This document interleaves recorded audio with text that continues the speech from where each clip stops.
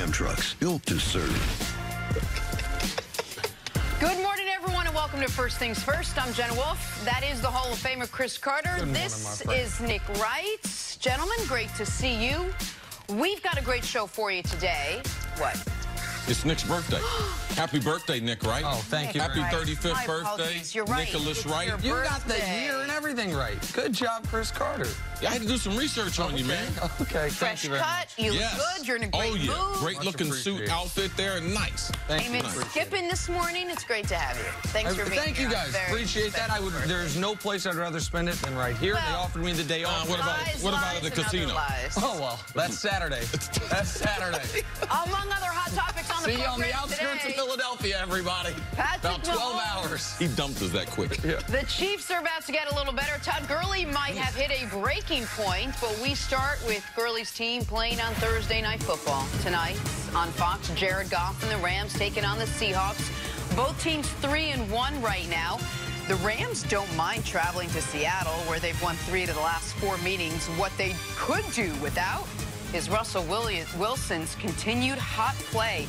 Wilson has a 72.9 completion percentage, good enough for best in the league. Both teams looking to get an advantage in the NFC West. All right, CC, I don't mean to be dramatic, throw hyperbole around, but is this a must-win for both teams? Man, we're getting into some critical situations with teams, especially if you, through the first quarter of the season, if you didn't necessarily play as well as you'd like to play, if you've given away a game, if you lost a game that you didn't think that you should lose, and that's what both these teams. People were worried about the Rams. Are they going to have post-Super Bowl hangover? Now, the signs of a post-season hangover, typically, they don't come till around the middle of the season. But I do think that with Jared Goff, with Sean McVay, people have caught up to their system. People are more familiar. There are less players running wide open. Everything, the throws are more contested. The running scheme has seemed to be found out. And then here you have Seattle. Nick was on Seattle before the season. I just thought it was just going to be a regular Seattle, a little 9-7. They might be 10-6.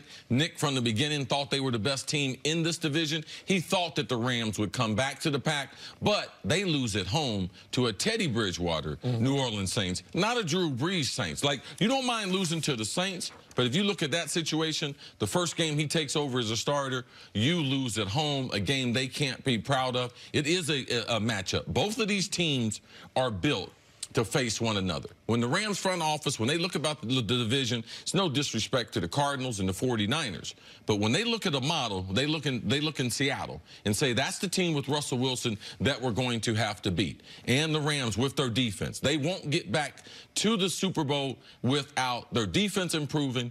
Aaron Donald, I know, Aaron Donald's the best defensive player, one of the best players we have in the league.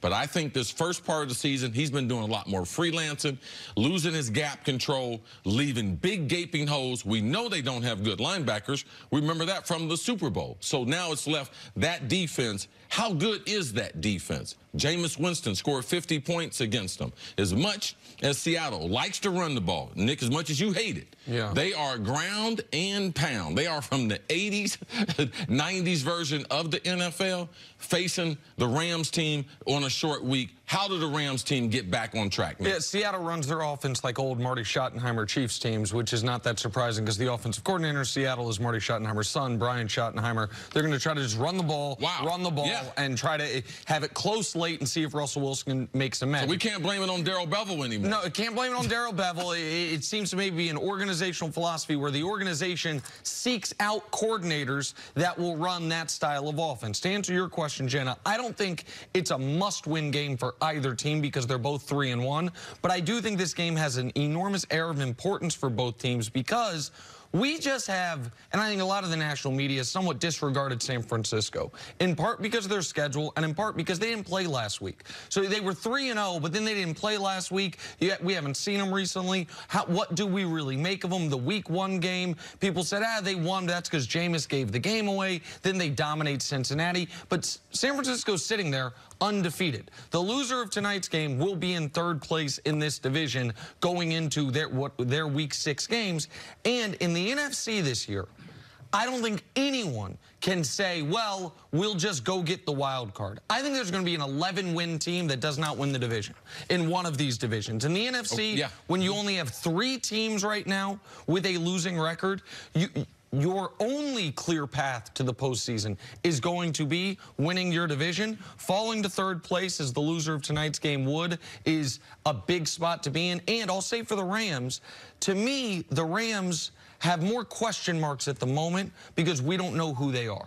And I don't know if they know who they are. And if you can't rely on Todd Gurley, you mentioned questions about the defense, you've got to rely on Jared Goff, and Goff has to play a clean game tonight.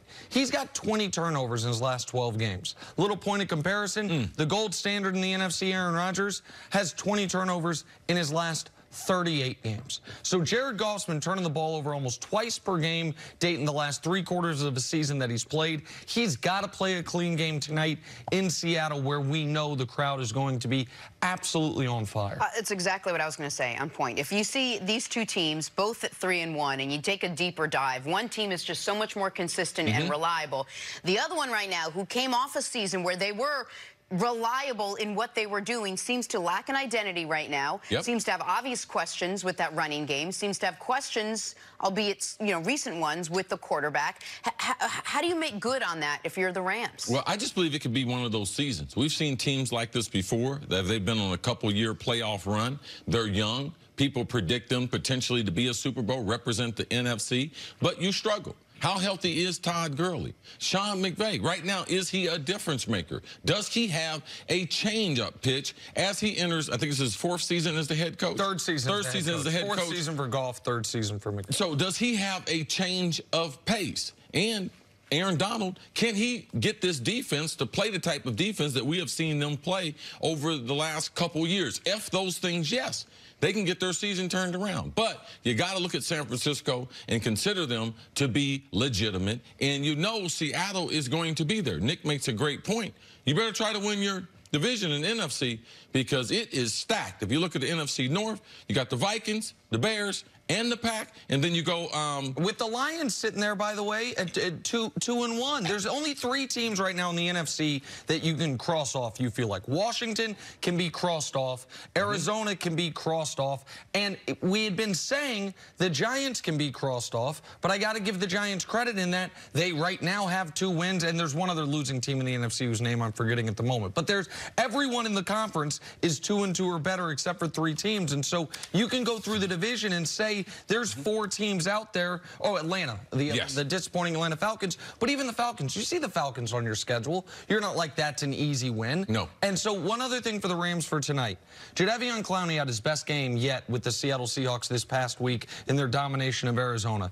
The Rams offensive line is not the same unit it had. In the first 2 years under Sean McVay, and Eric Mangini made this point, he's right. You had all 5 starters the same each of those 2 seasons. You lost a couple offensive linemen. It hasn't been as productive. I know whenever a team is struggling out of nowhere, that is the first place you look to. I think with the Rams it applies, and with Clowney and that Ziggy Ansah and that pass rush for Seattle, that could be the difference in tonight's game. You want to watch the game with me for your birthday? There's nothing I'd love more, Jenna. You're welcome to come over to the house. Awesome. So that's going to happen.